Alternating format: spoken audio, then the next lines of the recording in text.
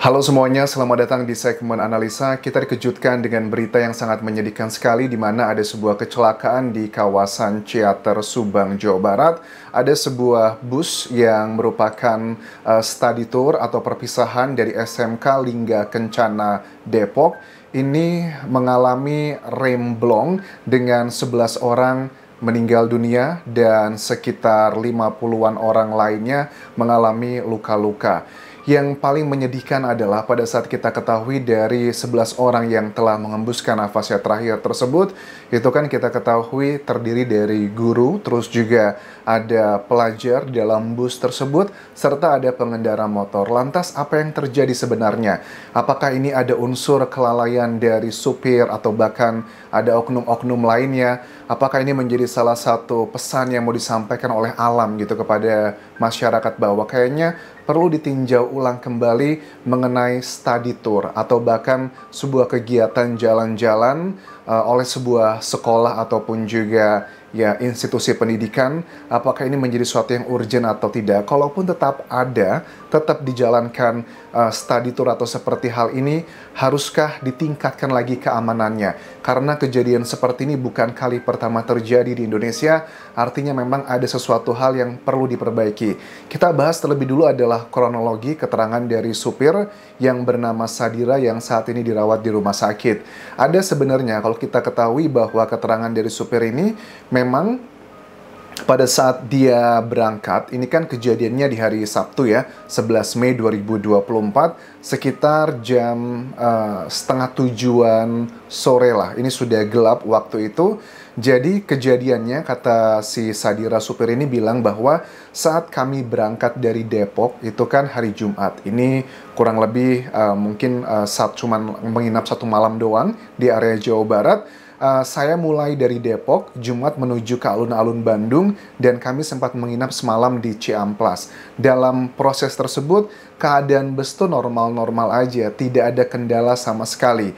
Terus juga paginya, pada saat kami mau balik ke Depok, dan kami mampir ke beberapa tempat wisata, bahkan yang terakhir kali di waktu kejadian tersebut, kami itu mau beli oleh-oleh sebelum kami pergi kembali pulang ke Depok. Saat kami di Tangkuban Perahu, sebenarnya saya sudah mulai merasakan mobil ini ada yang nggak benar. Karena saya harus bertanggung jawab, tentunya menurut Sadira saya panggil ada montir untuk memperbaiki bagian rem yang memang diketahui bahwa pada saat saya nginjek rem itu agak aneh, katanya anginnya itu nggak ada. Itu adalah istilah yang dia pakai. Pada saat sudah memanggil ada montir datang memperbaiki di atas tersebut di area Tangkuban Perahu, kata montirnya, oke, ini sudah normal karena saya pun sudah mencoba kembali, rem tersebut udah baik-baik aja tuh, nggak ada kendala apapun. Ya sudah, montirnya pulang dan kami melanjutkan sesuai dengan jadwal. Nah, kemudian pada saat kami turun mau menuju ke area untuk beli oleh-oleh, saat kami akan pulang ke Depok, itu turunan pertama masih normal-normal aja, tapi di bagian turunan yang lebih tajam lagi, ini yang saya sudah mulai panik. Karena pada saat itu dia merasakan pada saat saya sudah mulai menginjak rem, itu udah nggak berfungsi lagi. Saya masukkan gigi, udah nggak bisa lagi. Bahkan pada saat saya coba tarik rem tangan, itu udah nggak berfungsi lagi. Pada saat terjadi hal seperti itu, Sadira, sang sopir, bilang bahwa dia ngomong ke sebelah yang ada di dekat dia, mungkin murid, mungkin juga staff, ataupun juga guru, dikatakan bahwa, waduh, remnya blong. Dia ngomong gitu tujuannya agar seluruh penumpang yang ada di bus tersebut untuk siap-siap pegangan atau apapun untuk menyelamatkan diri.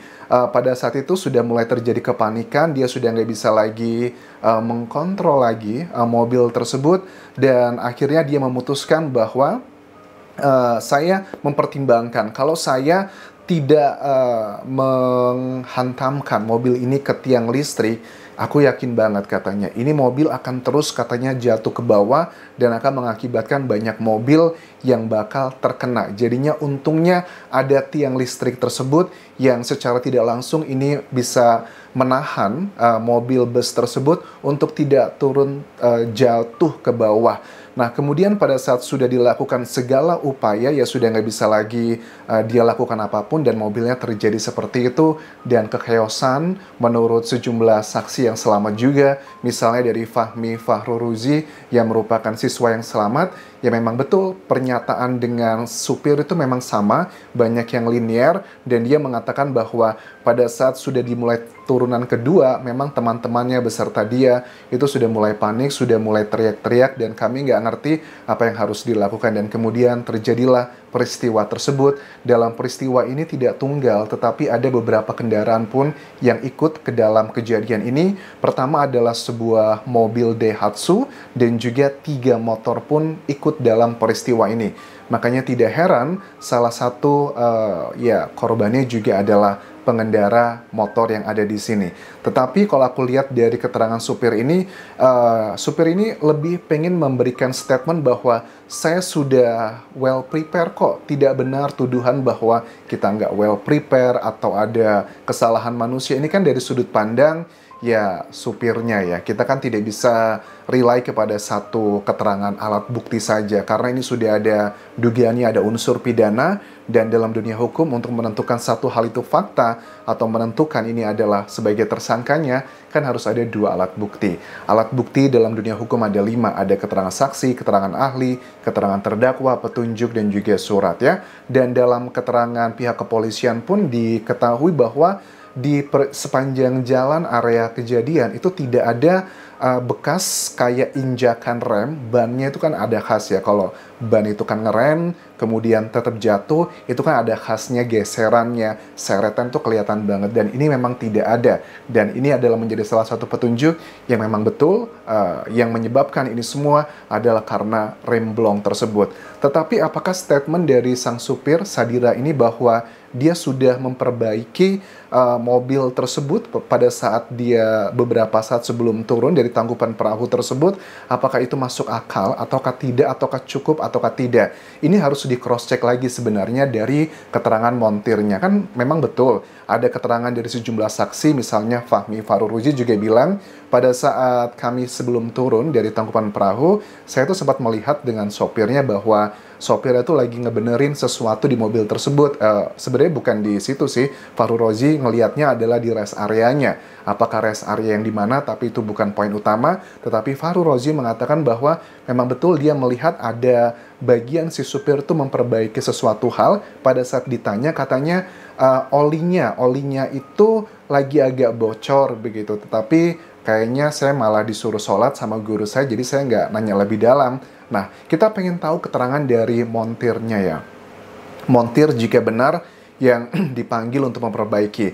Apakah montir tersebut merekomendasikan bahwa ya sudah, ini sudah bisa normal, bisa dipakai lagi, bisa dijalankan lagi, oke? Ataukah montir tersebut justru menyatakan kebalikan dari sang sopir bahwa mobil ini belum atau tidak layak untuk dikendarai? Karena ya kita nggak bisa menutup mata, ada sebagian masyarakat yang berpikir bahwa kalau untuk masalah keselamatan kadang itu ya mohon maaf ya, sebagian supir itu take it for granted. Karena pada saat diwawancara pun aku melihat kayaknya Pak sopirnya ini cukup kuat memberikan statementnya, tidak ada kayak tekanan psikologi, dia cukup tenang memberikan keterangannya, nggak seperti yang trauma seperti itu. Dia kayaknya ngerasa bahwa menyerahkan ke takdir. Ini tipikal menurut aku sebagian orang Indonesia, setiap ada kejadian seperti ini pasti akan selalu mengatakan ini kan sudah takdir dari Tuhan. Betul, aku percaya dengan takdir bahwa ya maut, terus juga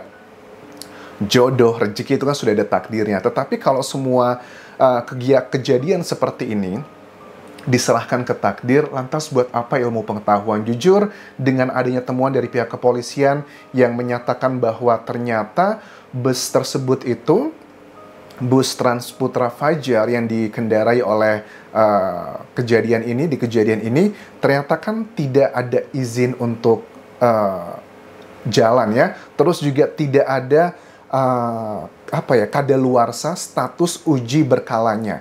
Ini sudah kadaluarsa. Artinya memang ada kayak pembiaran, kesannya nggak penting. Karena kalau memang ini juga pihak dari sekolah harusnya apakah ada kelalaian atau enggak? Harusnya dari pihak sekolah ya.